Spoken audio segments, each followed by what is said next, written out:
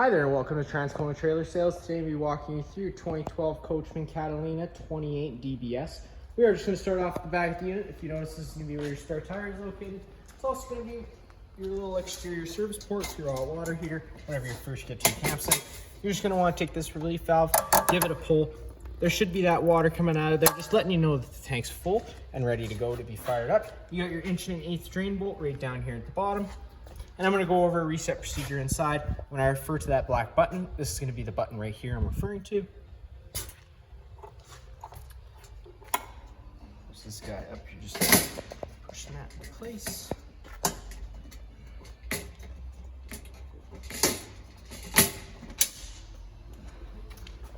Located in the back bumper here is where we're going to keep that sewer hose typically. It is about 15 feet long, was fully extended. It is located in the front compartment right now because it is brand new, but typically we do like storing them back here to just keep some of the smell out of the unit. You got your main 30 amp power cord. Most campsites should have this and you can plug right on in, but let's say you don't have it or you just want to run your fridge at home on the driveway. We do include a 15 amp park adapter. Just keep it in mind when you're going down to 15 amps of power, you can't run something like your air conditioner. It's really just to run your lights in your fridge. You got stabilizer jacks in all four corners of the unit. The way those work is you're just going to hook up that tool to this drive nut here. It is just really a 3/4 inch socket. Run this foot down to the ground. Once the foot contacts the ground, just giving another 1/8 turn, just snug it up, and it's going to take me bounce this way we have in the unit right now. You got 2 low point drains right here, so if you're servicing any of the faucets or you just don't want the water going stale or stagnant, you can just loosen these guys off, pull these caps off. It's going to drain all the water inside the lines. Here's your main sewer outlet. You're going to notice these ears on this sewer cap. It's going to be the same 2 ears you got on your sewer hose, and they just connect like so. They just twist into place. You got your gray tank and your black tank. You're always going to want to empty your black tank first, as it's going to be your dirtiest water filled from your toilets. Then you can come behind that with your gray tank, which is typically a little cleaner water, filled from your sinks and your showers. You got your exterior shower right here. It does just go operate with your standard 751 key. You just stick it into the keyhole like so, twist it and open it up, and you got a shower head with hot and cold water.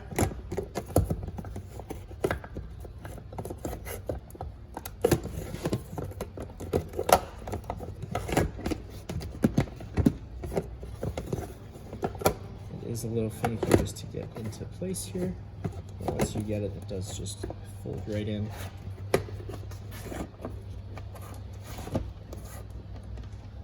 You got your city water connection, so if you're out of site with service, you just thread a garden hose in there, turn it on. It's going to pressurize all the lines without the needing to run your water pump.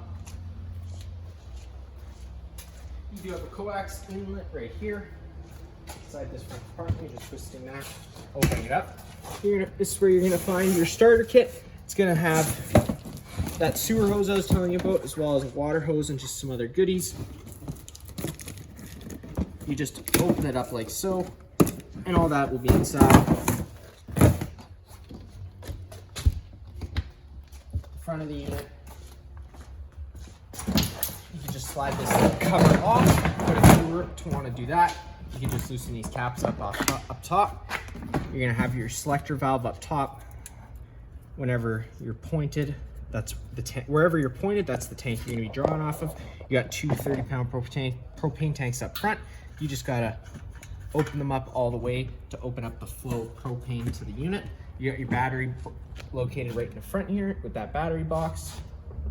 You got your tongue jack up front. One way is up, the other way is down. This side of the unit. Opening this guy up, you're going to get access to that tool to run those jacks up and down. You got 2 120 plugs. This is going to be your fresh water fill. Open this guy up, put a garden hose in here and turn it on. That's how you're going to fill your fresh tank. That's what your water pump draws off of. And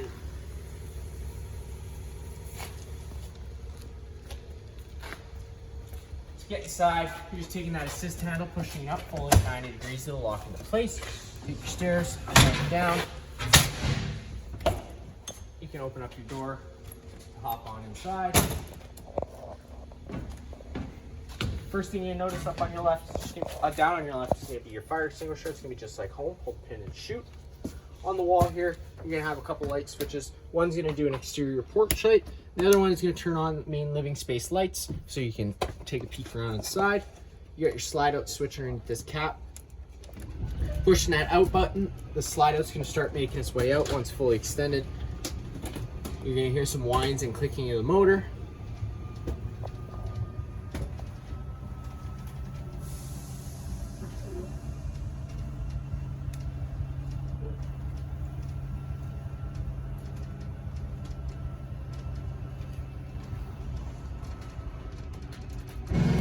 There you go, you heard the clicking, so it's fully extended.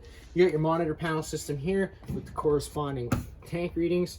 Then you got your water pump switch and your water heater switch. If you turn that water pump on, draws from your fresh tank. If you turn the water heater switch on, this light's gonna come on. Water heater is gonna try lighting 3 times. If the third try it doesn't light, this little red light is gonna stay on. In that case, you do have to turn this switch off, go hit that reset button and then turn it back on, and it'll try relighting itself. In the bedroom area, you kind of just have your bedroom with storage on either side. You do have some lights overhead, which are in their own individual buttons. Then you come to your entertainment center, where you do have a mount for a TV if you were to want to go with one. You get your stereo, which is pretty much just like home, minus the fact of having your different zones.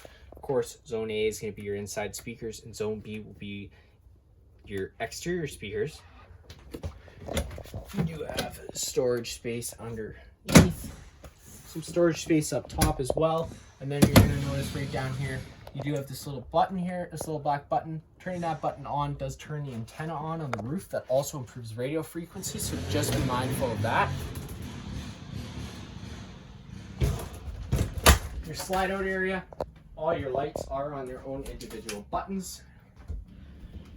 This couch does fold out into a bed. You're just having to take it, pull it, and fold it out, and it'll fold down like so into a bed. And then to get it back in, you're just doing the opposite and kind of grabbing the top and assisting it back into place. And then you, of course, you have your dinette, which also does turn into a bed as well. You're just having to pull the feet off from underneath the table, put it in the ledges here, and then you can take your back cushions to fill in the center, and you'd have yourself another bed. In the kitchen area, you got your sink with hot and cold water, storage all underneath, of course. Microwave, which is just like home, not much I'm going to show you there. You got your range hood, which I do recommend running whenever you're running your stove. That way you're evacuating all those propane fumes. Speaking of that, because the furnace and the stove and oven both run off propane, you do have an LP detector right there on the ground. If that guy ever starts going off, you are just going to want to turn off the main supply of propane at the front of the unit. And just open up some windows to ventilate it out a little bit. To get the stove lit, you're just turning those knobs over to high, hitting it with the sparker, and they eventually fire up.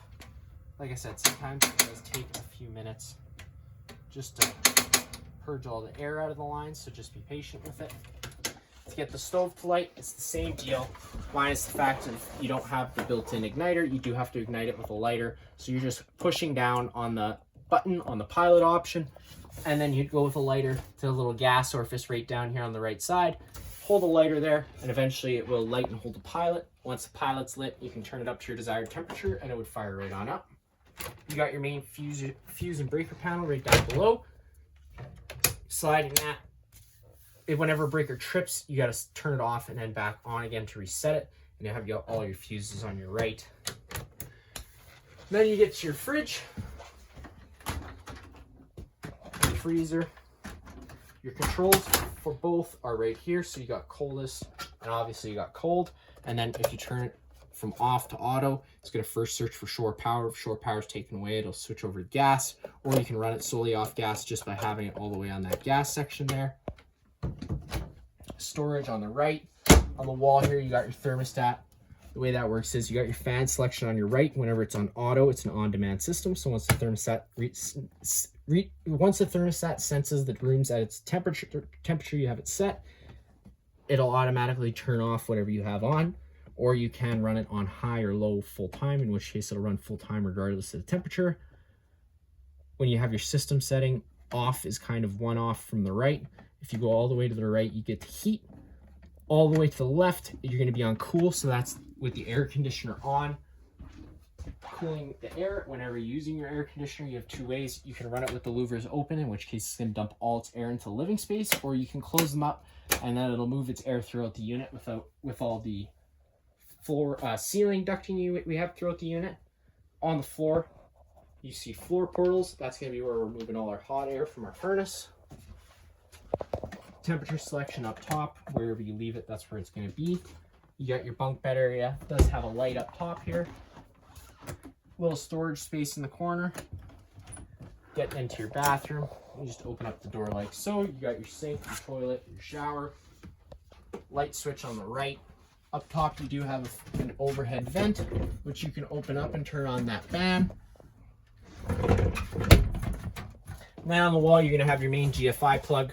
If you ever have an outlet that doesn't work, this would be the first place I'd check. You got tests on the bottom, reset up top. That's going to be it for this unit here. If you have any other questions, feel free to give us a call.